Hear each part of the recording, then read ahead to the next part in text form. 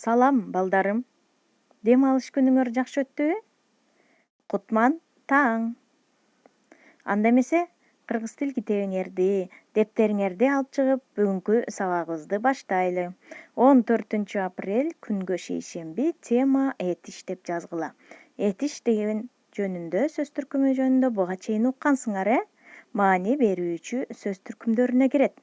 Этиш деген эмне? Этиш бул заттын кыймыл аракетин, ал абалын билдирип, эмне кылды, эмне кылып жатат, эмне кылат деген суроолорго жооп берет. Лексикалык белгиси заттын кыймыл аракетин билдирет. Морфологиялык белгиси жак жана чак боюнча өзгөрөт.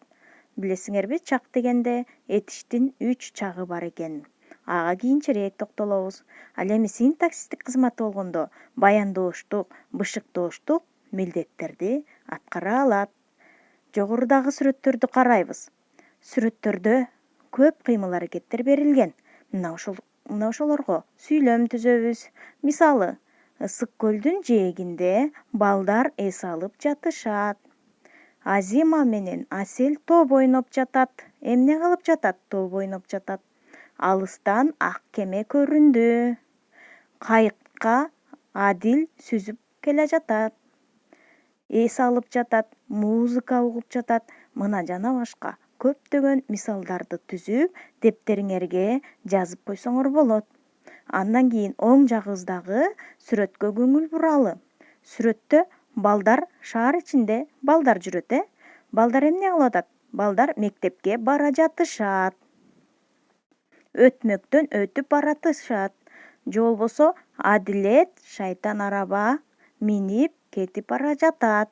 Жана башка ушул сыяктуу эмне кылат, эмне кылды, эмне кылып жатат деген сыяктуу мисалдарды түзүп, дептериңерге жазып койгула. Андан кийин класс иши деп туруп 441 көнүгүүнү карайбыз. Ит сөөк диштеп көпүрөдөн өтүп келе жатты. Дал суунун орто жерине келгенде эки жакты карады. Суудан дагы бир иттин сөөк диштеп турганын көрдү. Адегенде ушунун сөөгүн тартып жейин деген ой менен имерилди. Сууга секирээрде өз сөөгүн ыргытып жиберди.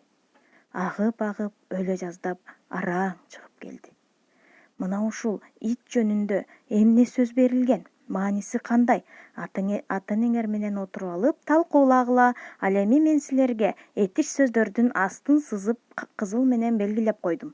Ит сөөк тиштеп дейт. Эмне кылып? Тиштеп, эмне кылып? Өтүп келе жатты. Эмне кылды? Карады, көрдү. Эмне кылды? Имерилди. Эмне кыларда? Секирээрде ыргытып жиберди. Эмне кылды? Чыгып келди. Мына ушуну дептериңерге көчүрүп жазып, этиш сөздөрдү таап койгон этиш сөздөрдүн астын сызып койгула дагы, маанисин ата-энеңер менен чечмелеп талкуулагыла. Ошондо силердин кеп байлыгыңар өсөт. Андан кийин 443 көнүгүү. Бул көнүгүүдө ыр берилген. Эртең менен жымжырттык, үйдө калганмын. Алаканга апамдын атын жазып алганмын. Мен силерге биринчи эле куплетин жазып берип койдум. Эмне кылганмын? Калганмын. Эмне кылганмын? Алганмын. Этиш сөздөрдүн астын сызып койдум.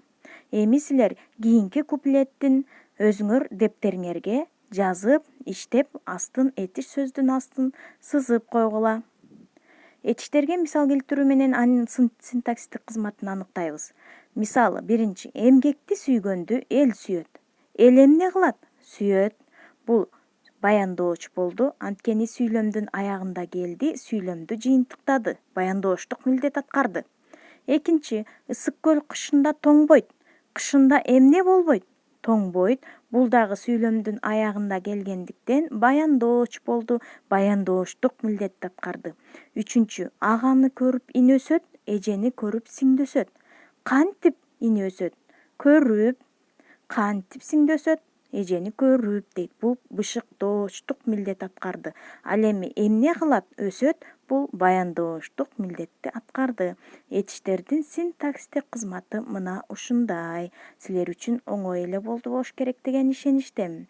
Анда эмесе үйгө тапшырма 442 көнүгүү 140 бет. Ата энеңер менен биргеликте ата энеңердин сөзүн угуп, жакшы ынтымактуу тапшырманы аткарат деген ишеничтемин. Саламатта калгыла.